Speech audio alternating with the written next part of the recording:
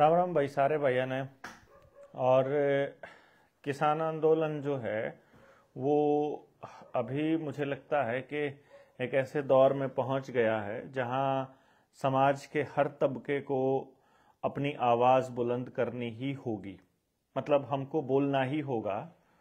या तो आप बोलिए किसानों के पक्ष में और या आप बोलिए सरकारों के पक्ष में, क्योंकि एक बिल्कुल अलग थलग होकर के निष्पक्ष आप अब नहीं रह सकते और आपको कुछ ना कुछ बोलना पड़ेगा।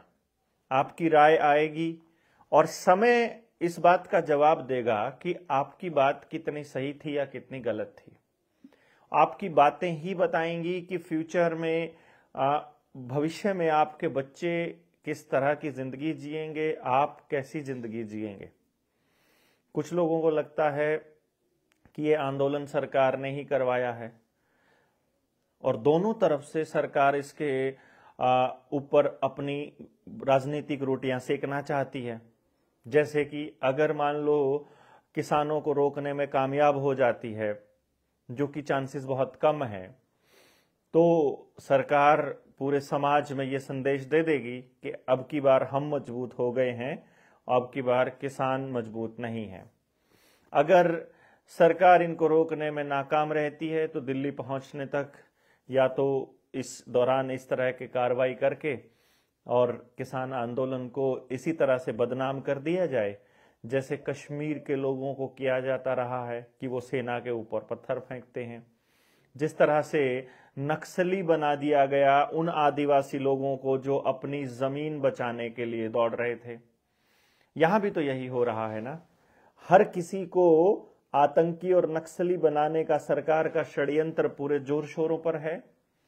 आप भी अगर अपने लिए कोई आवाज उठाओगे, अपने बच्चों के लिए आवाज उठाओगे, तो आपको भी ये कह दिया जाएगा कि कोर्ट में जाइए, आवाज मत उठाइए, क्योंकि आवाज उठाने को ये लोग राजनीति करना बोलते हैं और राजनीति में सारे गंदे और वाहियात और चोर लोगों को बुला करके लोगों में राजनीति के प्रति नफरत फैलाते हैं। तो इस तरह से दोनों तरफ का जो जीत है वो सरकार की हो गई। फिर अगर इन केस ये सारे कामों में भी सरकार नाकाम रहती है, उस केस में भी ये लोग क्या कर सकते हैं कि दिल्ली पहुंचने के बाद थोड़ा सा इसका उग्र रूप दिखाएं और उसके बाद सरकार कह दे कि भाई हम एमएसपी देने के लिए तैयार हैं। वो ये ऑलरेडी तैयार हैं। क्यों? क्योंकि एमएसपी देने में सरकार को क्या फर्क पड़ता है। सरकार तो पैसे, आप तो एमएसपी पैसों में मांगते हो ना, और सरकार तो पैसों को अब आजकल डिजिट में कन्वर्ट कर रही है, तो उनको डिजिट ट्रांसफर करने में क्या दिक्कत है। और ये कौन बोल रहा है, क्या नेता बनने की कोशिश कर रहे हो? अभी करते हैं, चलो तुम्हारा भी हिसाब किताब करते हैं। तो अभी क्या हुआ कि सरकार जो है वो ये कह दे कि भाई हम तो एमएसपी देने के लिए पहले से ही हमारा तो वायदा था और हम तो अपने वायदे के पक्के हैं, और फिर आईटी सेल लग जाए और किसानों का जो उनके बीच, उनके दिलों में, उनके दिमाग में और समाज में जो गुस्सा है समाज के हर अंग में सरकार के प्रति, वो गुस्सा किसी तरह से निकल जाए। एक बार दिमाग से गुस्सा निकल गया तो उस गुस्से को फिर इस्तेमाल कर लिया जाए जो 2024 का चुनाव है उसमें। ये कितना कमाल की स्ट्रेटजी इन लोगों ने अपनाई है। अभी इस वक्त मैं वहीं से आया हूं, चंडीगढ़ में मीटिंग चल रही है किसान नेताओं के साथ में प्रशासन की, और उस मीटिंग में अभी सीएम भगवंत मान भी आया है, अभी थोड़ी देर पहले ही आया। और मैं जब बात कर रहा था अपने किसी साथी से, तो मैं बात कर रहा था कि मुख्यमंत्री का वहां पहुंचना उस मीटिंग के अंदर, इसका मतलब है कुछ ना कुछ ऑलरेडी तय करके वो लोग आए हैं। क्योंकि मुख्यमंत्री सीधा कभी नहीं आता है, जब किसी बात पर सहमति हो जाती है उस सहमति को सिर्फ अनाउंस करने के लिए आता है और कहने को मीटिंग की जाती है। तो ऐसा भी हो सकता है कि अभी हम कुछ इस तरह की रणनीति देखने को मतलब मिले आप लोगों को और हम लोगों को, कि किसानों को दिल्ली की तरफ जाने के लिए रास्ता थोड़ा बहुत दे दिया जाए या कोई और रणनीति दिल्ली की तरफ जाने की वो अपनाएं। बट इतना तो तय है कि जिस तरह से सरकारों ने चारों तरफ से बॉर्डर्स को सील किया है, अगर ऐसा ही बॉर्डर्स अगर देश की सीमाओं पर होता तो चाइना हमारे देश में 100-100 किलोमीटर तक अंदर नहीं घुस पाता। चाइना के नए टेंट, नए स्कूल, नए गांव नहीं बस जाते अरुणाचल प्रदेश के अंदर अगर यही हाल बॉर्डर्स पर कर दिया होता। पाकिस्तान की तरफ से हमारे नौजवान नहीं मारे जाते, हमारी सेना के नौजवान नहीं मारे जाते अगर ऐसा इंतज़ाम कर दिया जाता जैसा इंतज़ाम यहाँ एक स्टेट के लोगों को रोकने के लिए किया जा रहा है। सरकार को बहुत अच्छे से मालूम है पूरी सीआईडी के माध्यम से कि किस एरिया के लोगों का मिजाज कैसा है और उसी मिजाज का ये लोग इस्तेमाल अपने फ़ायदे के लिए करना चाहते हैं। उनको मालूम है कि यदि इन लड़ाके लोगों को थोड़ा सा उकसा दिया जाए तो ये किसी भी लेवल पर, किसी भी कीमत पर फिर अपने उद्देश्य से पीछे नहीं हटते हैं। ये गुरु की फौज है, ये रुकने वाली वैसे भी नहीं है। दिल्ली के लिए अगर निकल गई तो निकलेगी। अब किसान नेताओं के नाम पर दो ही चेहरों का नाम सारे के सारे चैनल्स पर लिया जा रहा है। ये कौन से चेहरे हैं, इनका भूतकाल कैसा रहा है, पिछले आंदोलन में इनका रोल क्या था और पिछले आंदोलन से क्या सबक लिया, ये सब हम रिसर्च करने का काम आपके ऊपर छोड़ते हैं, क्योंकि ये समझना बड़ा इंपॉर्टेंट रहेगा कि डिसीजन मेकिंग कौन कर रहा है। टीवी पर पिछले आंदोलन में जिनको हीरो बनाया गया या रिप्रेजेंटेटिव बनाया गया, वही रिप्रेजेंटेटिव अब की बार इसका चेहरा बनने हैं।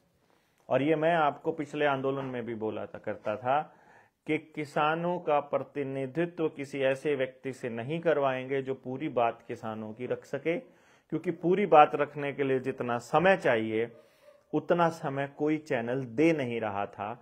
और इसीलिए हर नेता ने ये मना कर दिया था कि 2 मिनट में हम बात नहीं कर पाएंगे।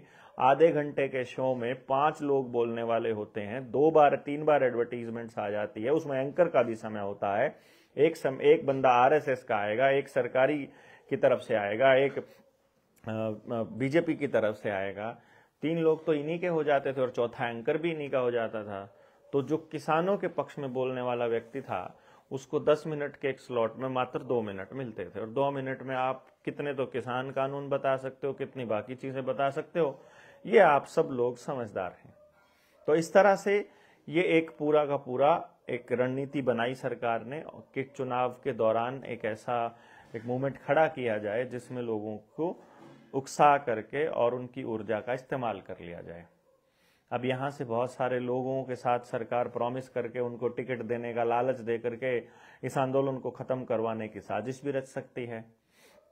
साथ ही साथ जैसे जनता सरकार मोर्चा के संस्थापक सदस्य अपने भाई अक्षय नरवाल को सरकार ने जिस तरह से जातियों के साथ गिरफ्तार किया, ऐसे ही सैकड़ों युवाओं के ऊपर उन्होंने केस किए हैं और कुछ लोगों को गिरफ्तार किया है। उस गिरफ्तारी के बाद बहुत सारे ट्रैक्टर्स, बहुत सारे वाहन, गाड़ियां, मोटरसाइकिल जब्त करी और कुछ लोगों की, कुछ किसान नेताओं की गाड़ियों को पुलिस ने तोड़ भी दिया। अब ये भी उसी का एक हिस्सा है। अब कमाल की बात तो ये है कि यदि हमारे किसान नेता उस गाड़ी को रिकवरी के लिए वापस सरकार के ऊपर डालेंगे तो वो आंदोलन करने वालों के ऊपर ही इसका ठीकरा फोड़ने वाले हैं। तो अब आपको भी ये समझना पड़ेगा कि अब जब ये हमारे लोगों के ऊपर इन्होंने केस करने भी शुरू कर दिए हैं, उनको जेल में डालना भी शुरू कर दिए हैं। ये बात अगर आपको ध्यान हो, हम ट्रेनिंग में बहुत पहले भी बताते रहे हैं और जनता सरकार मोर्चा की मीटिंग्स में भी बताते रहे हैं कि इनका गेम प्लान ये है कि चुनाव तक हर उस व्यक्ति को जेल के अंदर डाल दें जो भी सरकार की पोल खोलता है और सारी बातें जनता को बताता है, या जिसको सरकार एक लीडरशिप के जिसको जनता एक लीडरशिप के तौर पर देखती है, ताकि चुनाव तक वो लोग बोलने वाले अंदर रहें और कोई एक विरोध का स्वर ना दिखाई दे जनता के अंदर, और जनता को ऐसा लगे कि कोई भी इनके विरोध में खड़ा नहीं है तो हमारे पास कोई दूसरा ऑप्शन नहीं है। तो जो इन्होंने ईवीएम से सेटिंग कर रखी है, उस ईवीएम की सेटिंग का ये भरपूर फायदा उठा करके सरकार के लोगों के सेंटिमेंट के साथ खेलना चाहते हैं, क्योंकि पब्लिक परेशान है। सारी की सारी पॉलिटिकल पार्टियां के लोग परेशान हैं, सारे के सारे एनजीओज परेशान हैं, सारे सरकारी कर्मचारी परेशान हैं, दुकानदार परेशान है, व्यापारी परेशान है, रेडी पटरी वाला दुखी है, होटल का जो डिपार्टमेंट है, वो होटल का जो एक पूरा का पूरा चेन है, होटल चेन, वो सारी परेशान है, और ट्रांसपोर्टर्स परेशान हैं। इधर चले जाओ, छोटे टैक्सी वाले परेशान हैं। आगे चले जाओगे, स्कूलों का बुरा हाल है, अस्पतालों का बुरा हाल है, आपके सुनवाई करने वाला कोई नहीं है। जुडिशरी का क्या बुरा हाल है वो आपको सब मालूम ही है। लोगों को कर्जे में दबे रह करके उनकी घरों की कुर्कियां की जा रही हैं। इधर से किसान बेहाल है। समाज का एक तबका भी खुश नहीं है, और कोई बोले ना ऐसा इंतजाम ये कर रहे हैं ताकि जो ईवीएम की सेटिंग है उसको जस्टिफाई कर सकें कि ये तो माहौल ही ऐसा था। असल में माहौल कुछ भी नहीं है। असल में सिर्फ बोलने वाले लोग निकल करके लोगों को जोड़ें तो सबको एकजुट किया जा सकता है। अब वो कितना समय लगाएंगे, कितना समय लेंगे, वो एक दूसरे को जुट करेंगे नहीं करेंगे, ये तो समय के गर्भ में है। लेकिन क्योंकि हर तबका परेशान है तो इनको केवल एक ही काम करने पे फोकस करना है कि लोगों की आवाज दूसरे लोगों तक ना पहुंच पाए, कि कहीं बोलने वाले लोग एक दूसरे से मिल ना लें। और यही कारण है कि पंजाब को हरियाणा में एंट्री नहीं दी जा रही है।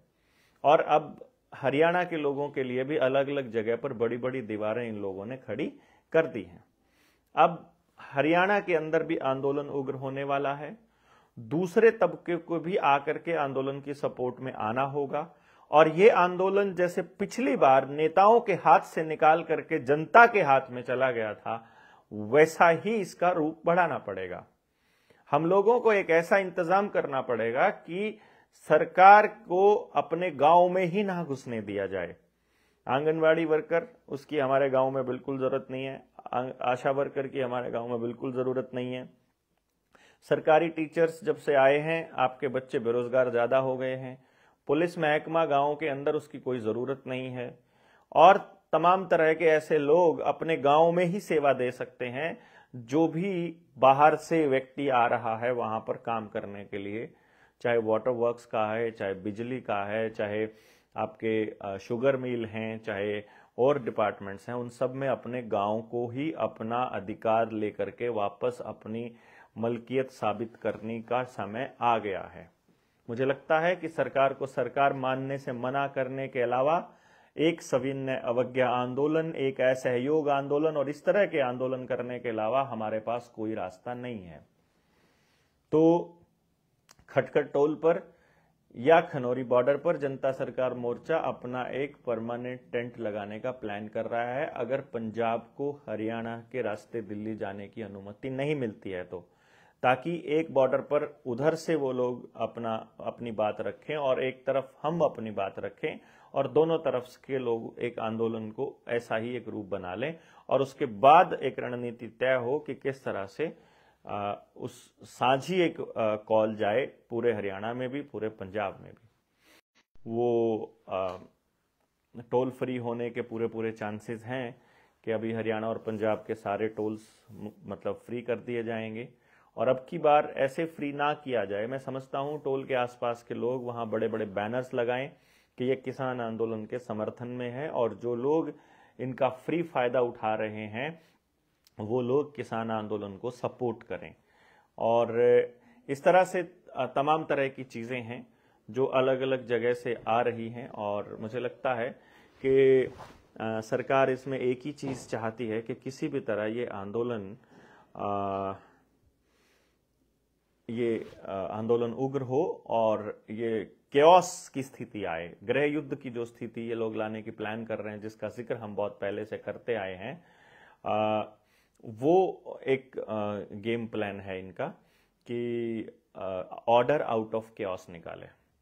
बाकी जो आज सुप्रीम कोर्ट में बहुत बड़ा एक प्रोसीडिंग आई थी, जिसके अंदर इलेक्टोरल बॉन्ड के जरिए किस पॉलिटिकल पार्टी को कितना चंदा किस कंपनी से मिला है, इसकी सारी जानकारी एसबीआई को बोला है, और आरबीआई को कि सारी जानकारी वो इलेक्शन कमीशन को दे और 13 मार्च से पहले पहले दे, और उसके बाद में वो जानकारी पूरी इलेक्शन कमीशन की वेबसाइट पर हो, ताकि देश के लोगों को पता चल सके कि किस पार्टी को किस कंपनी ने कितना चंदा दिया है, जिसको ये लोग गुप्त रूप से छुपा रहे थे।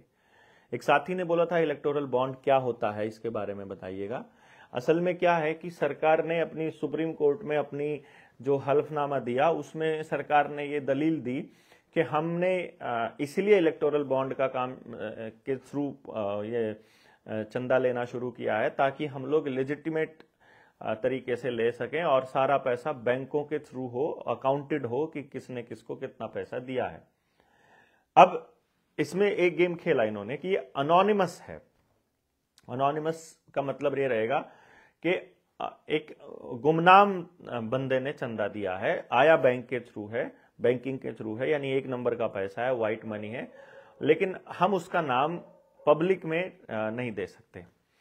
और इसमें एक क्लॉज डाल दिया जिसमें सरकार ने बड़ा खेल खेला कि कोई पॉलिटिकल पार्टी जानकारी नहीं ले सकती कि किस पॉलिटिकल पार्टी को चंदा मिला, लेकिन जांच एजेंसियां ले सकती हैं।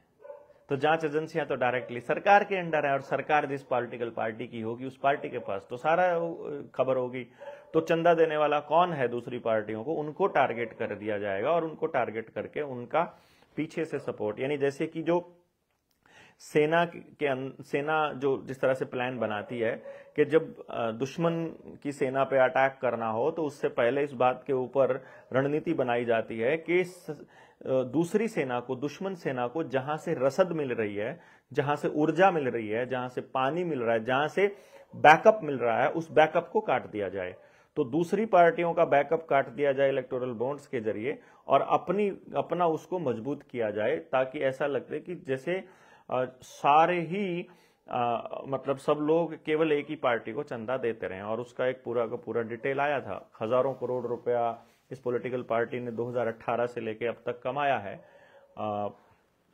दूसरी पार्टियों को तो मुझे लगता है 1000 करोड़ भी टोटल नहीं मिला होगा। और एनी हाउ ये तो अब आंकड़े आएंगे 13 मार्च तक, वो सब पता चल जाएगा।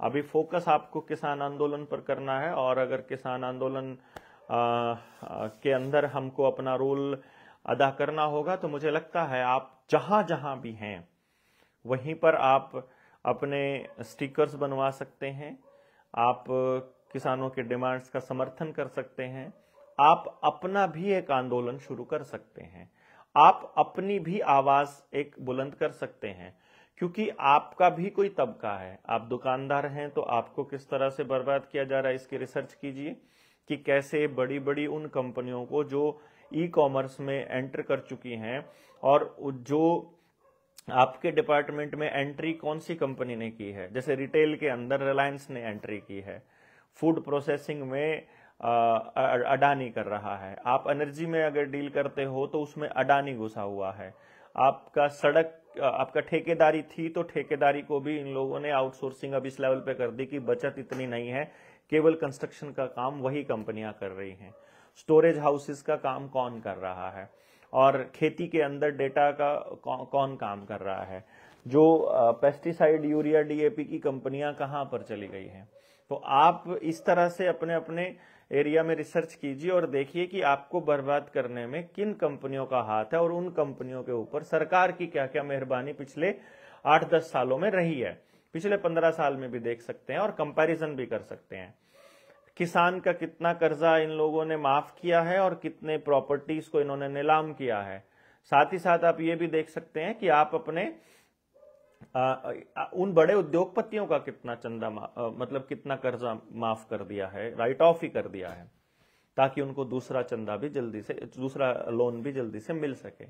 तो कर्जा किनके ऊपर चढ़ाया जा रहा है, जमीनें किनकी छीनी जा रही हैं, गांवों कैसे बर्बाद किए जा रहे हैं, आप अपने लेवल पर आवाज बुलंद कीजिए। और सबसे बड़ी बात यह है कि अब आपको लिखना शुरू करना पड़ेगा। देखिए, मैंने पिछले आंदोलनों में और इसमें इस समय में, चाहे ये लॉकडाउन का समय रहा हो, चाहे महामारी के दौर का समय रहा हो, झूठी हो या सच्ची हो वो तो आप लोगों को मालूम ही है, उस दौर में देख लीजिए और आज इस पिछले किसान आंदोलन से लेकर इस किसान आंदोलन तक आपको एक बात तो मालूम पड़ गई होगी कि जो हमारी किताबें छापता है, जो हमारे अखबार छापता है, जो कि पूंजीपति है, वही हमारा इतिहास लिख रहा है। इतिहास हम नहीं लिख रहे हैं। तो हम गुलाम थे कि नहीं थे, ये भी इतिहास में उन लोगों ने ही लिखा जिन लोगों ने हमारे लिए किताबें लिखी। आज हमारे सामने ऐसे दस्तावेज हैं जो ये साबित करते हैं कि हम कभी गुलाम थे ही नहीं। हमारे ऊपर गुलाम मानसिकता को थोपा गया और अब हमको गुलाम किया जा रहा है, मानसिक गुलामी। पहले शारीरिक गुलामी को गुलामी बोला करते थे, अब मानसिक गुलामी आ रही है। और वो मानसिक गुलामी आपके मोबाइल के जरिए आ रही है, आपके टेलीविजन के जरिए, मीडिया, सोशल मीडिया के जरिए, और खास तौर पे अब सरकारों ने आपके ऊपर पाबंदियां इस तरह की लगा दी हैं कि हमको लगता नहीं है कि हम गुलाम हैं, लेकिन हम गुलाम हैं। और जो लालच और डर से परे है बंदा, उसको साफ दिखाई देता है कि डरते हुए सड़क पर चलना ही गुलामी होती है। कहीं सीसीटीवी कैमरा ना देख ले, कभी चालान ना हो जाए। 30,000 रुपए की आपकी एक्टिवा है और सेकंड हैंड ली थी और उसका 2 लाख रुपए का चालान आ गया है। बिजली इस्तेमाल इतनी की नहीं, जिंदगी में इतनी कमाई नहीं है, और 5-5 लाख रुपए का आपके घर बिजली का बिल आ जाता है। और उसके बाद कहते हैं पहले भर दो, बाद में एडजस्ट होता रहेगा। और इस तरह के तमाम कानून जो आपको मालूम होता ही है, आपको तो मालूम है, हम लगातार बात करते रहते हैं, जो लोग हमसे जुड़े हैं उनको तो पता ही है। तो अभी मोटे तौर पर आपका क्या काम है कि लिखना शुरू कीजिए। आप थोड़ा लिखिए, ज़्यादा लिखिए, कैसा आपको लगता है। आपको उन हालात पर नज़र रख के आपको कहाँ कहाँ की खबरें आपके पास हैं, क्या करना चाहिए किसानों को, दूसरे तबकों को अपनी आवाज़ कैसे बुलंद करनी चाहिए, उनके साथ आप कैसे खड़े हो सकते हैं, आपका क्या रोल इसमें हो सकता है। आप अपने एरिया में ही शुरू कर सकते हैं या आप दिल्ली की तरफ भी कूच कर सकते हैं। ऐसी बहुत सारी चीज़ें हैं जो आप कर सकते हैं। तो अभी कल का क्या रहता है, किसकी क्या कॉल रहती है, सारे संगठनों को साथ आना ही होगा। और मुझे लगता है कि पहले ये अगर किसी को लगता है कि ये एक ही संगठन जो है इस आंदोलन को जीत सकता है, तो वो अभी तक उन्होंने उस संगठन ने देख ही लिया होगा कि लोगों की ऊर्जा का इस्तेमाल वो कैसे कर सकता है। और बाकी लोगों को लगता है कि सबको साथ आना चाहिए, तो फिर ये आंदोलन जन आंदोलन बन जाना चाहिए। और अगर जन आंदोलन होगा तो जहां जहां हम आंदोलन करेंगे वहां अपनी अपनी मांगे हमको उठानी पड़ेंगी। किसानों के साथ किसानों की मांग हम उठा रहे हैं और किसानों से ये गुजारिश की जाए कि हमारी मांग आप उठाइए। तो अलग अलग गांव जो जो अपनी डिमांड्स मांगे हुए हैं वो इस किसान आंदोलन में भी सपोर्ट करना शुरू करें।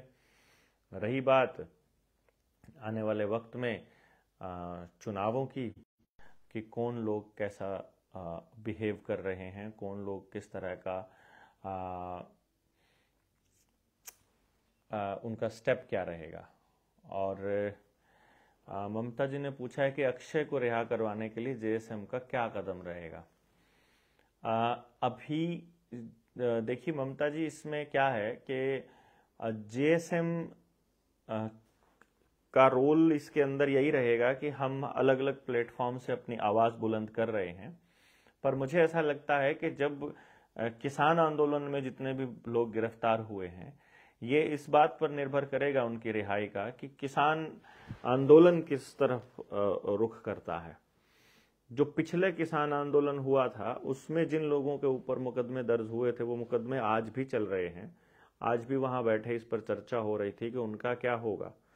और रही बात रिहाई की, तो उनके ऊपर जो धाराएं लगाई गई हैं उसके हिसाब से उनको अभी जमानत मिलने में समय लगेगा। और उसके लिए जितनी एक व्यक्तिगत और संगठनात्मक तौर पर भी इसके अंदर अभी उन लोगों ने इसको किसान आंदोलन का मसला बनाया है। और जो आरोप लगाए हैं पुलिस ने, जो धाराएं लगाई हैं, वो ऐसी नहीं है कि वो आंदोलन करके उनको रिहा कर लिया जाए। अभी क्योंकि सेंटिमेंट बिखरे हुए हैं, नहीं मालूम है कि किसको क्या करना चाहिए, तो एक मंच जो लगाने का प्लान चल रहा है खनौरी बॉर्डर पर या फिर खटकर टोल पर, वो इसीलिए चल रहा है कि अक्षय भाई को रिहा कराने के लिए हम लोग अपनी आवाज़ को बुलंद करें। तो एक जगह पर हम सारे जेएसएम को इकट्ठा करके कर सकते हैं, या उसके बाद वहां जितने लोग आते हैं उसके हिसाब से निर्णय लिया जाए कि वहां के डेप्यूटी कलेक्टर को हम लोग घेरते हैं, या फिर हम लोगों को विधानसभा घेरनी होगी, या हमको कोर्ट में जाना होगा। ये तो समय बताएगा जैसे जैसे प्रोसीडिंग आएगी। तो अपनी तरफ से वहाँ जो साथी हैं, सुशील भाई है, चाहे संदीप भाई हैं, या जो जींद एरिया के जो साथी हैं, वो इसमें लगातार नज़र भी बनाए हुए हैं और बात भी कर रहे हैं कि क्या किया जाए। और आज की मीटिंग के बाद, कल के निर्णय के बाद, जैसे ही गांव से लोग निकलेंगे उसके बाद क्या क्या स्टेप्स आएंगे ये आपको समय समय पर बता दिया जाएगा। और अगर पूरे देश में कोई कॉल दी जाती है, जेएसएम के लिए कोई बड़ी कॉल आती है, तो उस केस में भी हम लोग आपको कॉल देंगे, आपको बताएंगे। तो उस टाइम पर भी कहाँ से कितने लोग आते हैं, इस बात पर भी निर्भर करेगा कि हम कितना बड़ा स्टेप उठाने में इस टाइम पे सक्षम हो गए हैं। और क्योंकि ये लड़ाई जब हमने लड़नी शुरू की थी, तो मेरे ख्याल से हमने तो ये कहा था कि जिन लोगों को डर नहीं लगता है, जिन लोगों को जो जेल जाने के लिए तैयार हैं और जो अपनी जान की बाजी लगाने को तैयार हैं, वो लोग जेएसएम के साथी हैं। तो अपनी कोशिशें तो रहेंगी कि हम लोग जल्दी से जल्दी अक्षय भाई को रिहा कराएं और उनको बाहर लेकर के आएँ। उसके लिए वकील चाहे बड़े करने पड़े, उसके लिए दूसरे आंदोलन अगर रास्ता होगा तो आंदोलन, और अगर दूसरे कोई कदम होंगे तो उस पर भी विचार करेंगे। लेकिन ये तो साथी सारे मिल करके इस पे किया जा सकता है। तो जो भी मीटिंग में फैसला होगा वो आप सबको अवगत करा दिया जाएगा। बाकी बहुत जल्दी हमको सरकारों के नियंत्रण से बाहर आना होगा, और उसके लिए हमको अपनी स्वाधीनता, अपना स्वराज तो घोषित करना ही होगा। आपके हमारे पास कोई रास्ता है नहीं अगली पीढ़ियों को आज़ाद रखने का, कि हम इनकी इस पूरे के पूरे षड्यंत्र का भांडाफोड़ करके इसको मतलब इससे मुक्त हो जाएं। और इस मुक्ति के लिए हमको अपनी व्यवस्था बनानी पड़ेगी। कुछ लोग ये पांडे जी अभी बोल रहे हैं कि यूएलसीटी धारण करो। यूएलसीटी आप अकेले धारण कर लो, फिर भी सारी चीजें इस्तेमाल तो इन्हीं की कर रहे हो ना। हमको अपनी व्यवस्था बनानी पड़ेगी, और जब हमारी व्यवस्था हो जाएगी तब हमें किसी नाम की जरूरत नहीं पड़ेगी कि हमको क्या धारण करना है। तब हमें केवल डिक्लेयर करना है कि हम तुम्हारे ऊपर डिपेंडेंट नहीं है, ये पकड़ो तुम अपने कागज, ये पकड़ो तुम अपनी खैरात, और हम अब अपने मर्जी से जिएंगे और अपने निर्णय हम खुद लिया करेंगे। तो ये एक मतलब बड़ी डेवलपमेंट होगी जब हमारे पास लोग होंगे इस लेवल पर डिसीजन लेने के लिए। बड़ी बड़ी डींगे मारने वाली बातें हम लोग करते नहीं हैं जेएसएम वाले। हम उतनी ही बात करते हैं जिस पोजीशन पर जितनी ताकत हमारे पास होती है। और जैसे ही ये ताकत आएगी हम लोग ऐलान कर ही देंगे। इसमें तो आप लोगों को पूछने की कोई ज़रूरत है ही नहीं है, और सभी साथियों को पता है जिन लोगों ने भी ट्रेनिंग्स में पार्टिसिपेट किया है। बाकी अभी कुछ चीज़ें डाउन हुई थी पीछे, जैसे कि कर्ज मुक्ति वाला जब पूरा का पूरा एक प्रकरण चला, और इस पे जब हम आगे आए तो किस तरह से अलग अलग तरीके से, अलग अलग जगह से, अलग अलग एंगल से बातें आने लगी। वो बातें ने बड़ा अच्छा सबक दिया हम लोगों को कि कौन लोग हैं जो जेएसएम में किस मकसद से जुड़े थे और क्या कर रहे थे, अब क्या कर रहे हैं। वो उन पर भी नज़र आपको पैनी बनाए रखनी होगी, और समय समय पर इसमें पार्टिसिपेट करना होगा। आप इस पे क्या राय देते हैं कि हमको क्या करना चाहिए, आप कमेंट बॉक्स में लिखिए, बताइए। किसानों को क्या करना चाहिए ये भी लिखिए, ताकि बात जाए लोगों तक। और आपका क्या योगदान रहेगा इसके अंदर। आपने मतलब इस तरह से नहीं कहना है कि हमारा तन मन धन से पूरा सहयोग रहेगा, बल्कि आप उसमें बताइए कि आपका रोल क्या रहेगा, यानी आप क्या योगदान दे सकते हैं, आप वहाँ कितना समय दे सकते हैं। आप कवि हैं तो आप उसके लिए कविताएं लिख सकते हैं, आप संगीतकार हैं तो एक संगीत डिज़ाइन कर सकते हैं, आप डिज़ाइनर हैं तो उसके लिए पोस्टर्स डिज़ाइन कर सकते हैं, आप खबरें पहुंचा सकते हैं, आईटी टीम में हैं, आप कॉलिंग में हैं, आप दूसरा और कोई काम जो कर सकते हैं। और आप अभी तक जनता सरकार मोर्चा से नहीं जुड़े हैं तो आप 9518170000 पर मिस्ड कॉल भी कर दें, बाकी के साथी नंबर लिख भी दें, ताकि जो नए साथी जुड़े हैं उन तक बात पहुंच जाए। और इसको शेयर भी करें ताकि मालूम पड़ जाए लोगों को, और देखते रहना कि नज़र बनाए रखते हैं कि हो क्या रहा है। इसी आईडी पर मैं भविष्य में लिख कर या जैसे भी जानकारी देता रहूँगा, लेकिन इसमें आपको कमेंट करना पड़ेगा, क्योंकि ये पूरी रीच को घटा देते हैं। हम जानबूझकर इस तरह की भाषा या अग्रेशन नहीं शो कर रहे, क्योंकि उससे ये फिर ऐसा ना होता है एक आदमी के पास भी इसके नोटिफिकेशन नहीं जाते। तो फिर भी हम लोग कोशिश कर रहे हैं किसी तरह से आप लोगों तक खबरें पहुंचाए रखने का। हमको मालूम है आने वाले टाइम में इंटरनेट को ये लोग बैन करेंगे, तो जब मोबाइलों को भी बैन करेंगे तो हमें एक दूसरे तक कैसे पहुंचाना है। मैं पहले दिन से अपनी ट्रेनिंग्स में भी जनता सरकार मोर्चा के सभी साथियों को बताता रहता हूं कि भाई हमको एक ऐसा नेटवर्क सिस्टम, एक ऐसा कम्युनिकेशन सिस्टम डेवलप करना पड़ेगा जिसमें सरकार के ऊपर निर्भरता ना हो। और कुछ चीज़ें हैं जिनके ऊपर फिर कभी चर्चा की जाएगी। आज की जो लाइव है ये बहुत बड़ी ना हो जाए, इसके लिए आप सभी लोगों को बहुत बहुत धन्यवाद कि आप सब लोग जुड़े रहे। और लोगों तक पहुंचाइए ज़रूर इस बात को, और बताइए कमेंट करके कि किसानों को क्या करना चाहिए और किस दिशा में आगे बढ़ना सही रहेगा। और आपके एरिया में अभी क्या हालात हैं, क्या वहाँ बातचीत है, लोगों में कोई जा रहा है, कोई उनको समझा रहा है, या अभी भी सब कुछ उसी हिसाब से हो रहा है जैसे सरकारें चाह रही हैं, या लोग अपने लिए कुछ बोलना शुरू करेंगे कि नहीं करेंगे, और कितना करेंगे, कब करेंगे, ये देखने वाली बात होगी, और समय के गर्भ में इनका जवाब होगा। तो आप सबको बहुत बहुत धन्यवाद। जय हिंद, जय भारत।